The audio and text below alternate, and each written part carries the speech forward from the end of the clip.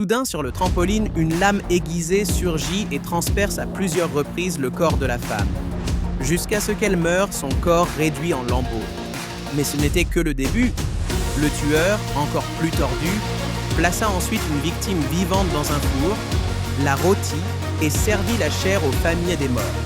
Ces méthodes étaient d'une cruauté extrême, mais en réalité, il agissait pour venger sa femme et l'enfant qu'elle portait. L'histoire commence dans une petite ville. Un supermarché annonça une offre spéciale achat gratuit à minuit, mais réservé aux 10 premiers clients. La nouvelle attira une énorme foule à l'entrée. Les employés se dépêchèrent de préparer les cadeaux, les vigiles essayaient de maintenir l'ordre. À 10 minutes de l'ouverture, la foule devint agitée. La fille du patron entra par la porte de service avec ses amis pour faire ses courses en avance, se moquant des clients qui attendaient en dehors.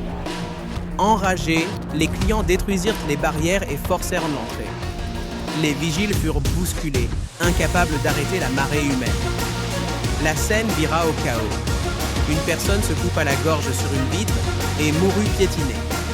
Un jeune homme voulut aider, mais son bras fut brisé sous les pas de la foule. Une femme enceinte, terrorisée, tomba et se fit écraser par un caddie, son cuir chevelu arraché. Le carnage fit 50 morts et près de 100 blessés. La responsabilité du supermarché fut pointée du doigt, mais la direction étouffa l'affaire avec de l'argent. Mais l'histoire ne s'arrêta pas là. Peu après, une employée trouva un masque étrange.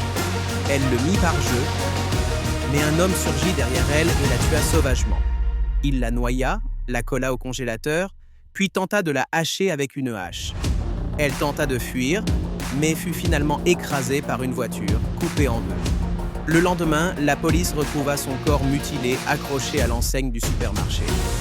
D'autres meurtres suivirent, un vigile étranglé avec un fil d'acier, une gymnaste empalée sur des lames cachées dans sa trampoline, un couple massacré dans un gymnase. Le tueur masqué semblait partout, traquant Lise et ses amis. Les indices montraient que ce n'était pas un inconnu, mais quelqu'un de proche, peut-être même un habitant de la ville.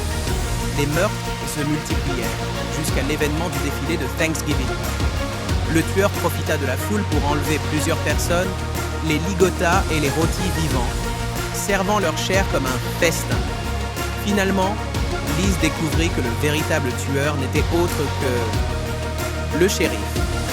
Sa femme enceinte avait été tuée l'an dernier lors de la bousculade du supermarché et il cherchait à se venger de tous les privilégiés responsables. Mais Lise réussit à piéger le shérif et le fit exploser avec un ballon de parade enflammé. Pourtant, son corps ne fut jamais retrouvé. Et à la fin, un pompier étrange apparut, tenant la hache du tueur. Soudain, sur le trampoline, une lame aiguisée surgit et transperce à plusieurs reprises le corps de la femme, jusqu'à ce qu'elle meure, son corps réduit en lambeaux. Mais ce n'était que le début. Le tueur, encore plus tordu, plaça ensuite une victime vivante dans un four, la rôtit et servit la chair aux familles des morts. Ces méthodes étaient d'une cruauté extrême, mais en réalité, il agissait pour venger sa femme et l'enfant qu'elle portait. L'histoire commence dans une petite ville. Un supermarché annonça une offre spéciale achat gratuit à minuit, mais réservée aux 10 premiers clients. La nouvelle attira une énorme foule à l'entrée. Les employés se dépêchèrent de préparer les cadeaux, les vigiles essayaient de maintenir l'ordre. À 10 minutes de l'ouverture, la foule devint agitée. La fille du patron entra par la porte de service avec ses amis pour faire ses courses en avance, se moquant des clients qui attendaient. Enragés, les clients détruisirent les barrières et forcèrent l'entrée. Les vigiles furent bousculés, incapables d'arrêter la marée humaine. La scène vira au chaos. Une personne se coupa la gorge sur une vitre et mourut piétinée. Un jeune homme voulut aider, mais son bras fut brisé sous les pas de la foule. Une femme enceinte, terrorisée, tomba et se fit écraser par un caddie, son cuir chevelu arraché. Le carnage fit 50 morts et près de 100 blessés. La responsabilité du supermarché fut